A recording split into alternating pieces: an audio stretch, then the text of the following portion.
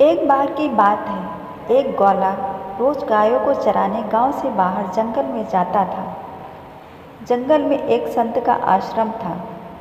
वहां संत रोज तप ध्यान मंत्र जाप करते थे।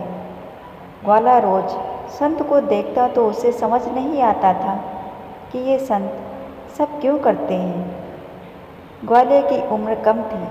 संत के इन कर्मों को समझने के लिए वह आश्रम में पहुंचा और संत से पूछा कि आप रोज ये सब क्या करते हैं। संत ने बताया कि मैं भगवान को पाने के लिए भक्ति करता हूँ, रोज पूजा पाठ करता हूँ। तब ध्यान और मंत्र जाप करने से भगवान के दर्शन हो सकते हैं। संत की बात सुनकर ग्वाले ने सोचा कि मुझे भी भगवान के दर्शन करना चाहिए।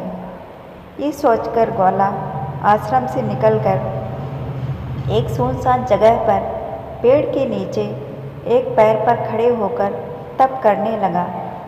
कुछ देर बाद उसने सांस लेना भी बंद कर दिया।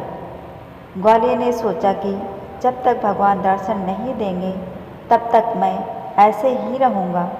छोटे से भक्त की इतनी कठिन तपस्या से भगवान बहुत जल्दी प्रसन्न हो गए। वे ग्वाले के सामने प्रकट हुए और बोले कि पुत्र आंखें खोलो, मैं तुम्हारे सामने आ गया हूँ। ग्वाले ने आंखें खोले बिना ही पूछा कि आप कौन हैं। भगवान बोले कि मैं वही ईश्वर हूँ जिसके दर्शन के लिए तुम तप कर रहे हो। ये सुनकर ग्वाले ने आंखें खोल ली, लेकिन उसने ईश्वर को कभी देखा नहीं था। वह सोचने लगा कि ये ही वो भगवान है। सच जानने के लिए उसने भगवान को एक पेड़ के साथ रस्सी से बांध दिया। भगवान भी भक्त के हाथों बंध गए। ग्वाला तुरंत दौड़कर उस संत के आश्रम में पहुंच गया और पूरी बात बता दी। संत ये सब सुनकर हैरान थे। वे भी तुरंत ही ग्वाले के साथ उस जगह पर पहुंच गए।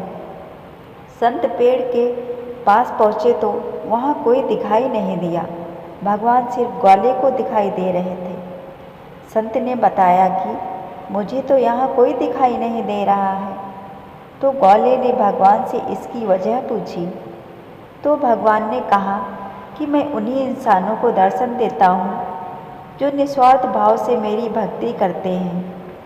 जिन लोगों के मन में स्वार्थ, कपट, लालच होता है उन्हें मैं दिखाई नहीं देता। इस कहानी से हमें यह सीख मिलती है कि जो लोग भगवान की भक्ति निजी स्वार्थ के लिए करते हैं उन्हें भगवान की कृपा नहीं मिल पाती। निस्वार्थ भाव से की गई भक्ति ही सफल होती है। इसीलिए तो कहते हैं भक्त के बस में है भगवान।